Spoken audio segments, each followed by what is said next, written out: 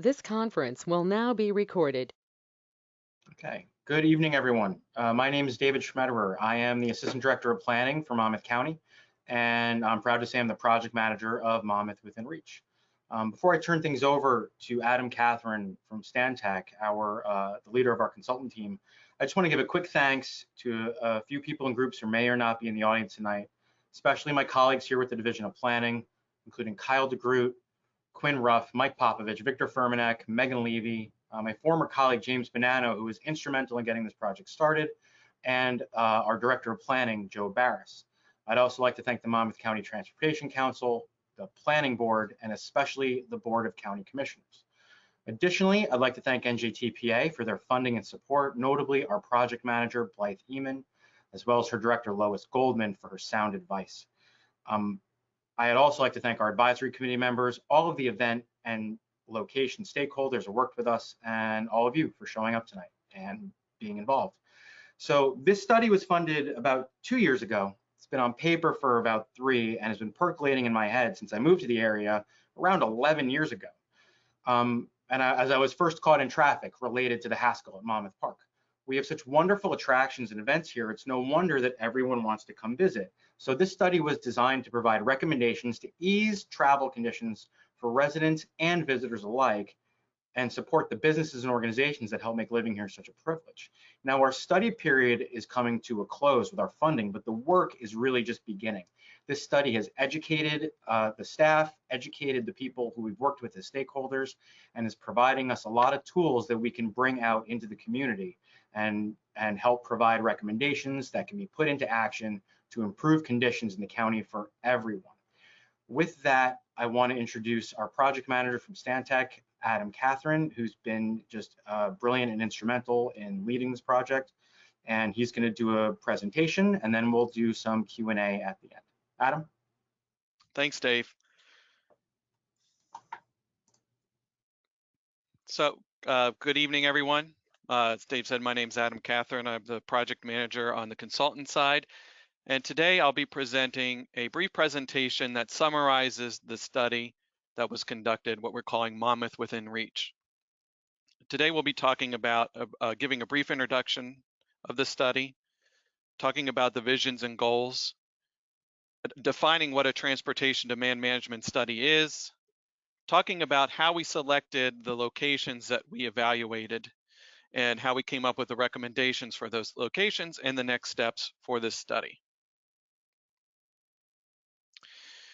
So a brief background on the project. As David mentioned, this really came out of an effort to look at how we can help to level the curve when it comes to congestion related to event and tourism locations in the county.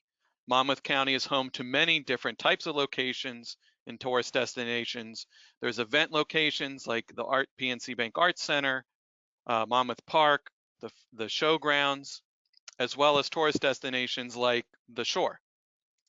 And congestion to these events and to these tourism locations has a negative impact on everyone in the county, the visitors and residents. Visitors are utilizing the same routes to travel to these destinations as residents use to go about their daily business. And with apps and with apps and GPS units, those visitors are now also being able to utilize roads that the residents used to be able to utilize to get around the congestion related to many of these event and tourism locations. So this study is really looking at transportation demand management, what we call TDM, and how that can be used to reduce congestion. We're not talking about reducing visitation. We're talking about spreading out that visitation and providing other options for people to get around so that we can lower that congestion and improve travel for residents and visitors of the county. So our vision is to make every travel day better, and our project value statement for the project is to enhance the travel experience for visitors and residents by reducing event and tourism related congestion through a set of actionable transportation demand management strategies. And overall, what we've kind of talked about throughout this whole study as we're going through it is how can we make traveling on, say, a Friday in the summer, how that can be congested with folks trying to get to the shore and other locations. How can we make that be more like a normal Friday that's not during the summer? so that, how can we make it so that people can get around easily and more efficiently? 4 goals for the project include reducing peak tourism and event-related congestion, creating attractive and convenient opportunities to share rides and travel without a car. So that means, coming to the county and to the destinations in the county without using a car, or if you do drive with using a car, providing opportunities to move around the county to move to other destinations without using the car. We want to improve awareness of transportation options for both residents and visitors and reduce parking-related frustration and congestion that occurs. So what is a transportation demand management plan? It's really a set of strategies and policies that give travelers more choices on how and when to travel. It includes a variety of different types of strategies, which we'll talk about in more depth as we get into the presentation. That includes information and communications and education, so helping people understand what their options are, incentivizing different behaviors, for example, incentivizing carpooling or transit use, providing services that people can use like transit to get to and from the destinations, and supporting event operators and municipalities in the county in dealing with this related congestion. Now, there's no single opportunity or no single strategy here that's going to solve all of the problems. TDM is about a series of strategies when combined have a positive impact on reducing congestion, but each strategy itself is aimed at just changing a little piece of the travel behavior. And it results in reduced congestion during peak travel periods, as well as before and after events. It's about spreading out the congestion and lowering the congestion by providing the means for people to make better choices about how and when they travel. Our study was really consisted of 3 general parts. First, we looked at existing conditions for the county and the various location, event and tourism locations in the county. We did this utilizing 2019 pre-pandemic data. This study was funded and had to occur during the pandemic because of when the study was funded for, but we were able to use what we call location-based data to go back in time to 2019 to pre-pandemic levels to look at travel and visitation patterns in the county. Location-based data utilizes anonymized location data from cell phone apps and GPS units to plot where people are going and how they're traveling. And there's several services like Streetlight and AirSage which provide this data that we can purchase and analyze. An example of that data is shown here on, example use of that data is shown here on the right of the screen. It's an animation, which I'm going to show in just a moment. It's an animation of activity on July 4th in Asbury Park. As you can see here in the animation, we start out in the early morning hours with pretty low activity. But as we get starting at 7, going into 9, you can see how activity is increasing. So those pink dots are high levels at concentrations of trips that are ending in Asbury Park. And you can see the roadways that are being utilized to get to Asbury Park. And as we get further into the evening on July 4th, we can really see as the fireworks get closer, how traffic concentrates or how people concentrate around the shore location, and then that dissipates as the evening goes on.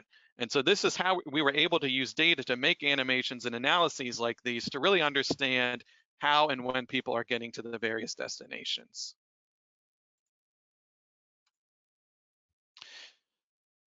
The project budget did not afford us to look at every location in the county that generates tourism and event traffic.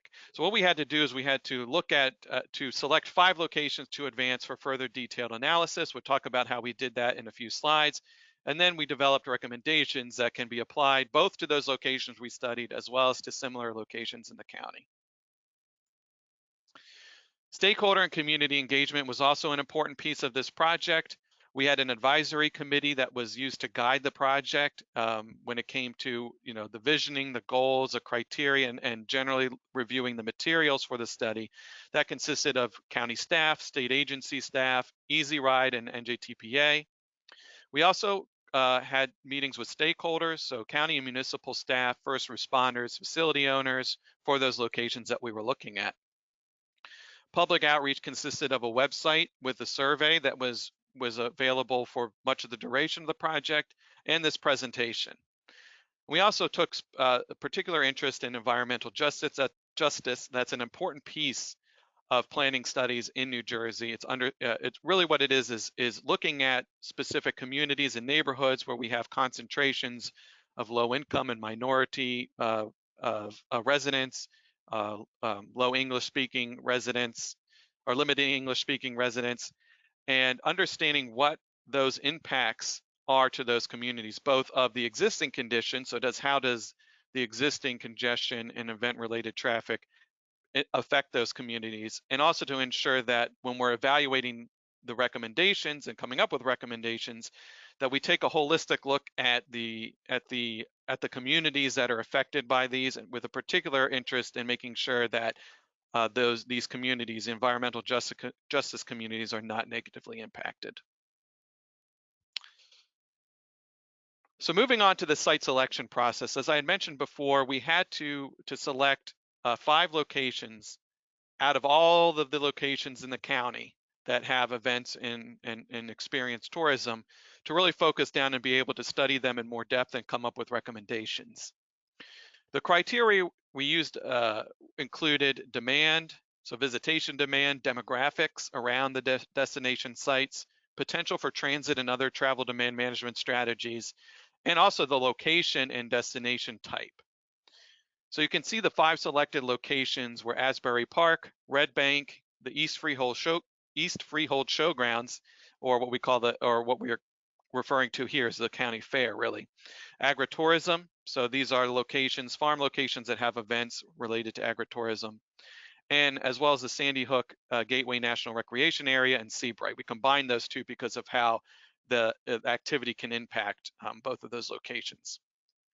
As you can see, one of the most important things that we wanted to do in this study is identify sites that were varied so that other locations can take the information that we learned from these locations and apply them for their event or their tourist destination. For example, other shore towns could look at the recommendations for Sandy Hook and Seabright, as well as Asbury Park, and take those recommendations and look at the things that may be applied, may be applicable to their town.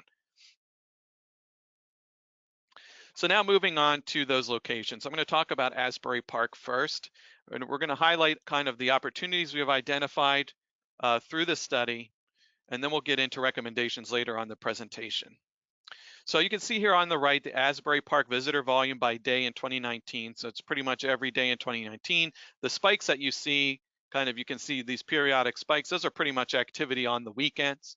You can definitely tell where we have our high visitation. The See Here Now concert was one of the highest attended. But Memorial Day, 4th of July, the Zombie Walk, these are also examples of other highly attended events which constitute peaks greater than the normal weekend peak that we see. So some of the opportunities we identified were to utilize apps and other travel information systems to reduce cut-through traffic in neighborhoods, increase transit service on weekends and during events, improving curbside management.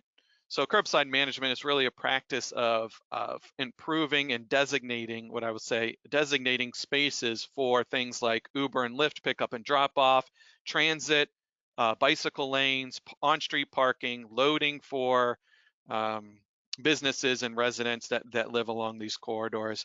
And it's, curbside management's kind of the practice of identifying where those uses should be to help benefit both traffic and as well as those different demands that we have.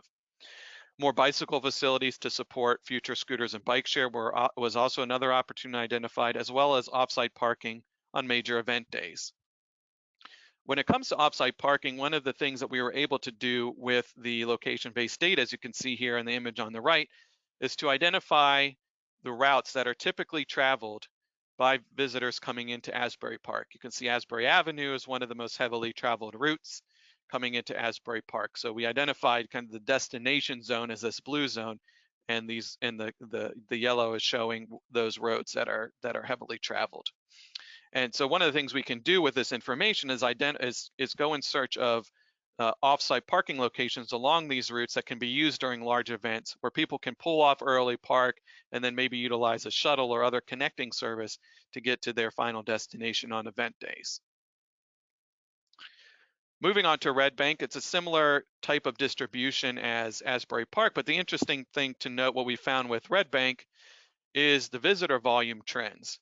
You can see here again, the spikes are pretty much corresponding to the weekends, but the interesting thing, which we'll talk about more as we get to the bottom of this list of opportunities, is that there's a slight dip in attendance over the summer between Memorial Day and Labor Day.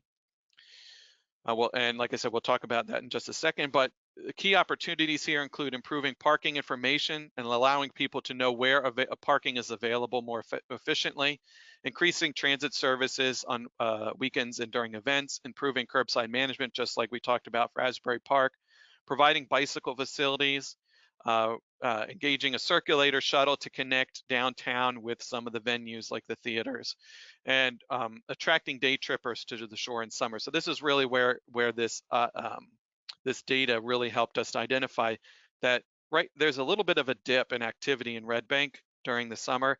And so I think there's really an opportunity here to utilize Red Bank downtown as a way for people that are destined to other locations in the county, like the shore locations, to kind of help to stagger their trips by either coming to Red Bank in the morning and maybe grabbing a bite to eat, or vice versa in the evening, coming to grab a bite to eat or a drink after after visiting a shore location. Not only will that help to offset kind of that rush we get at the end of a typical beach day when everybody's ready to go home and they're ready to get back on the parkway, we can help to offset that by utilizing, by encouraging people to stop along the way, and it's also providing an economic benefit to downtown Red Bank businesses and restaurants.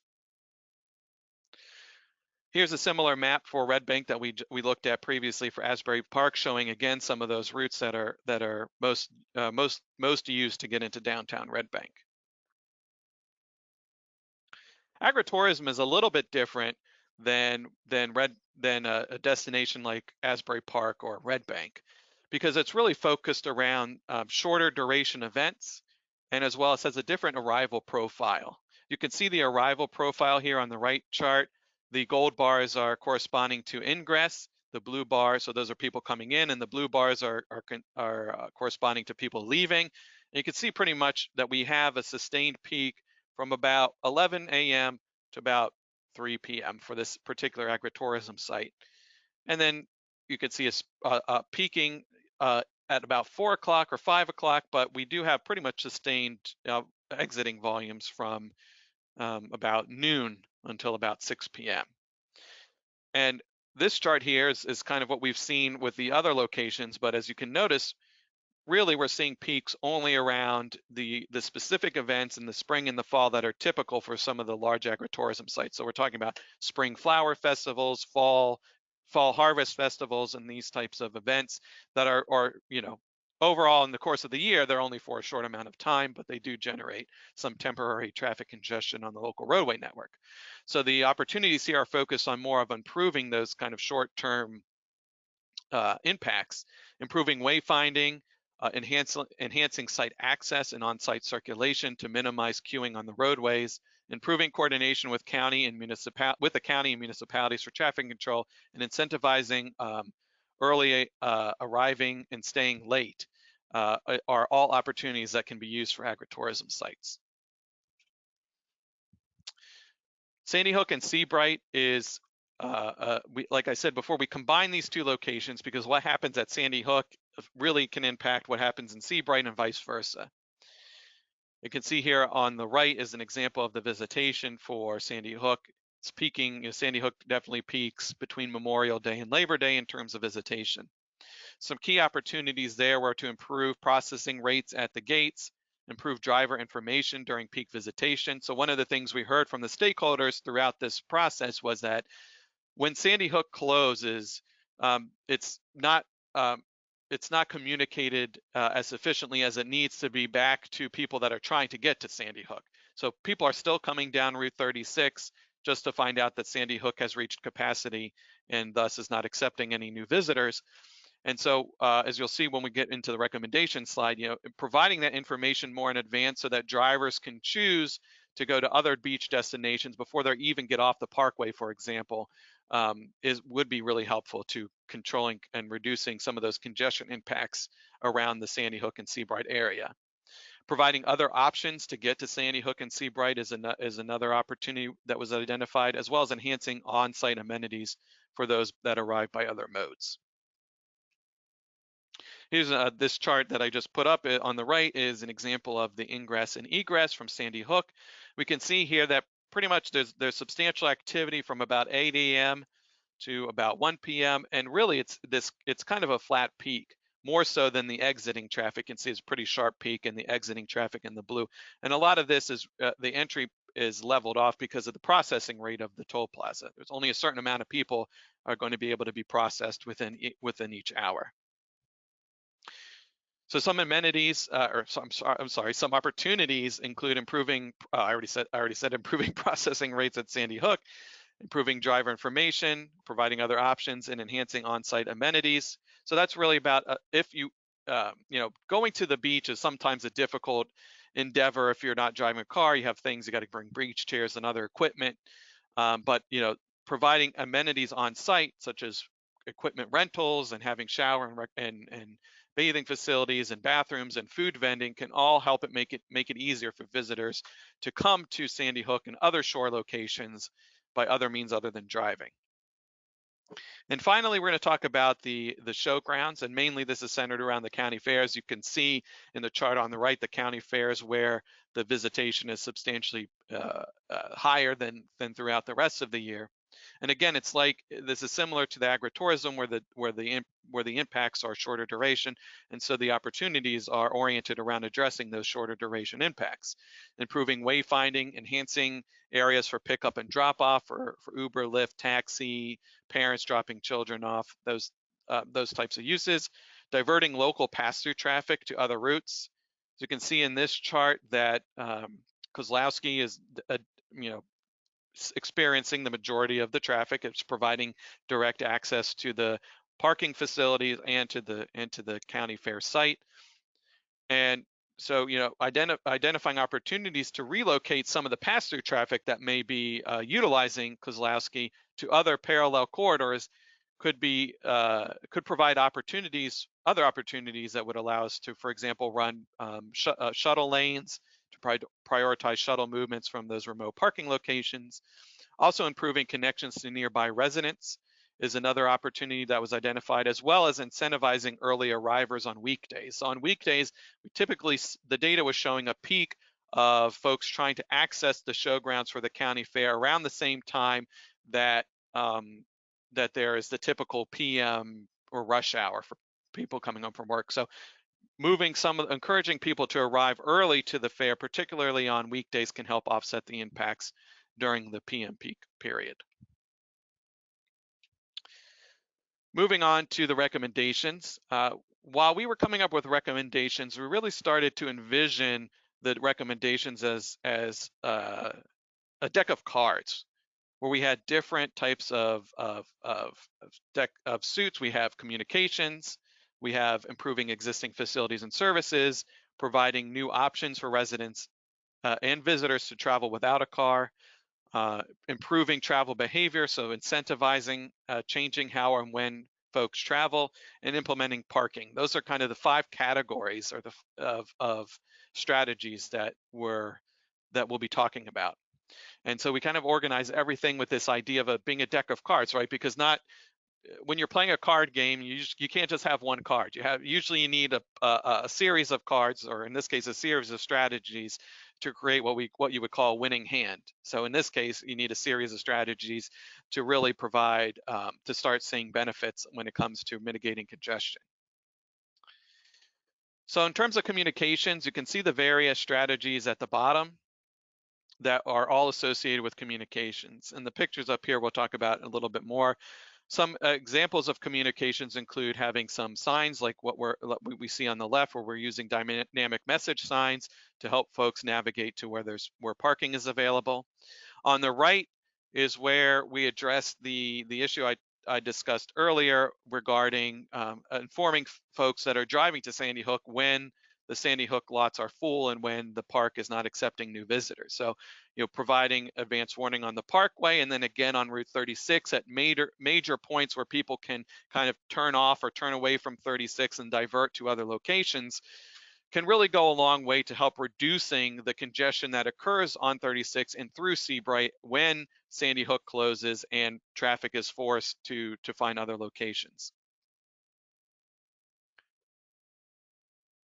Travel behavior recommendations are shown on the bottom left. You can see the various types of strategies that were considered that include pedestrian management, changing travel patterns, utilizing apps, arriving early and leaving late incentives, transit priority. Those are just among some of the recommendations. Some of the actual real world applications of those recommendations are shown up here in the left, where we have roadways being converted into contraflow to provide extra room for pedestrians and for transit or for other event-related activities. And then on the right is an example graphic from the analysis for travel behavior recommendations for the fairgrounds area, where recommendations include diverting traffic away from Kozlowski during the county fair. Diverting pass-through traffic away from the county fair, changing how folks access the parking, improving the pickup and drop-off area, providing more connections to nearby residential areas, and improving controls at access points to the fair are some of the recommendations associated with that. Improving existing options includes the various enhancements to existing transit services, improving roadway geometry, improving signal timing, parking, improving traffic management, and providing off-street queuing. Those are just some of the improve existing option strategies. An example is on the left is improving pedestrian management by providing temporary crosswalks outside of an event. So for example, this picture here that's from Arizona can be applied, say for example in Asbury Park after a concert, providing a designated but mid-block crosswalk that doesn't typically exist can help funnel pedestrians between the event venue and say their cars or transit. On the right is an example of how pedestrian and bicycle facilities plan can be used to start planning for pedestrian and bicycle facilities to help encourage folks to travel around, say in this example, Red Bank, without using a car. Parking recommendations include providing improved information regarding where parking is available, utilizing dynamic parking charges to encourage longer-term parking to occur off-street, for example, electronic payments to increase the processing rates at parking lot entries and on street, and also improving how that parking is organized.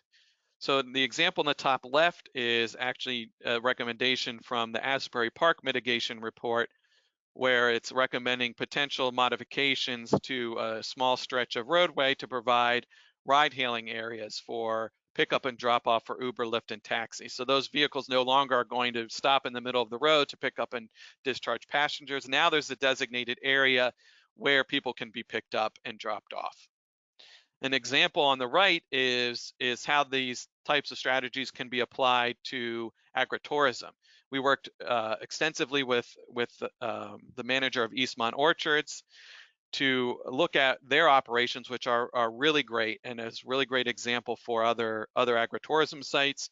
You can see here they have strategies like this green line, which is the entry route to the parking, which is up here kind of in the center of the image, so that there's plenty of off-street queuing for vehicles as they're entering the parking area, reducing the likelihood that traffic will spill back onto the county road.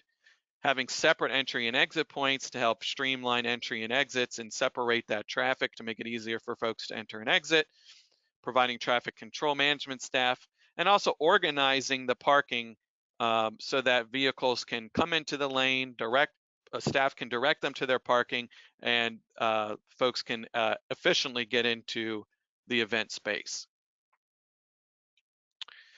And finally, some new options were also examined for many of the locations. Here's just two examples.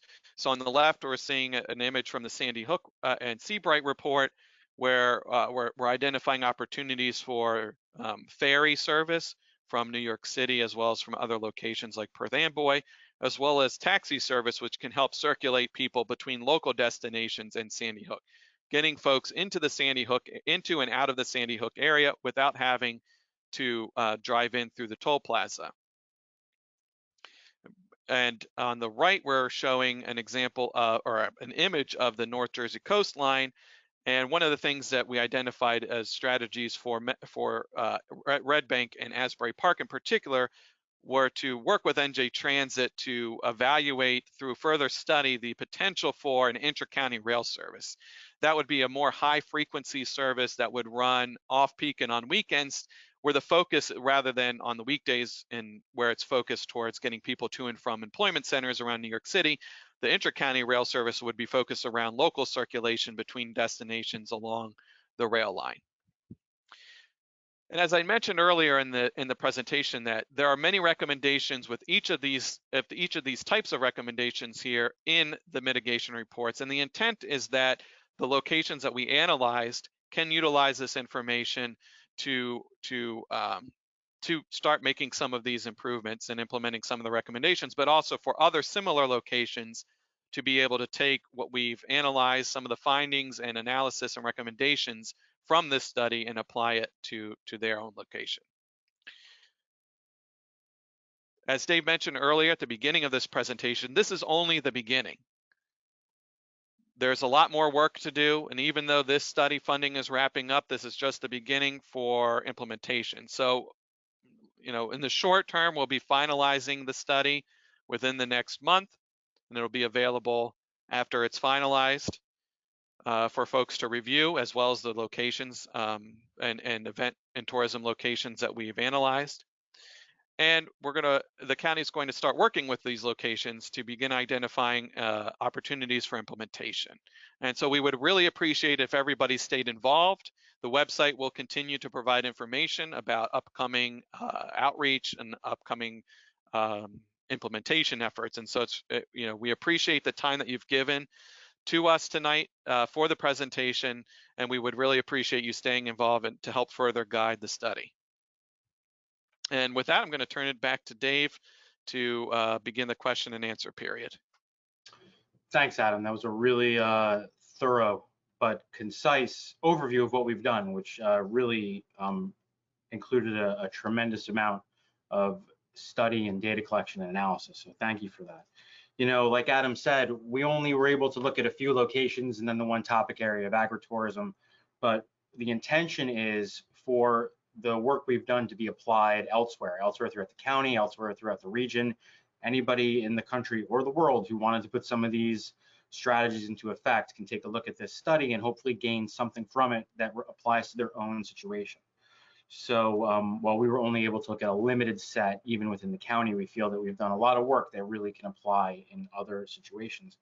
And really, the work is just beginning. This study arms us with knowledge and arms us with tools and information and great methods for looking at things that we'd like to continue to talk about and bring out into the world. And with that, I would like to give the chance if anybody has any questions for me or the team, now would be a perfect time.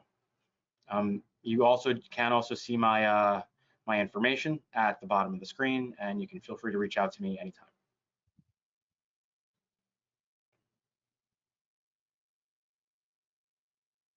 I think if anyone has any questions, they can unmute themselves or use the chat and just shout it out. And if we're hearing none, we will go ahead and close out the meeting, and we will be sharing a recording of this meeting on our website at monmouthwithinreach.com.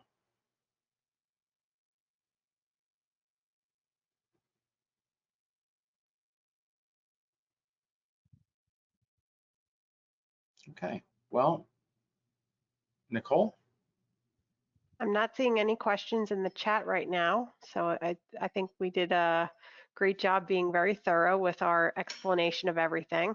But we do have an FAQ page on the website for those who might have questions that they want to have answered. If you go to monmouthwithinreach.com, you can find the frequently asked questions page there, which has a great amount of information and questions that have come up throughout the study with the answers as well. But of course, David has his contact information here for anyone who would like to reach out after this particular meeting. Okay, well, with that, I just want to thank the team, thank, again, the Transportation Council, the County Planning Board, and the County Commissioners, thank NJTPA, thank all my colleagues for their assistance with this, and thank everybody who, out in the world who participated in this study. And with that, I will say good night. And if you're watching this recording, we do hope we hear from you. Thanks very much.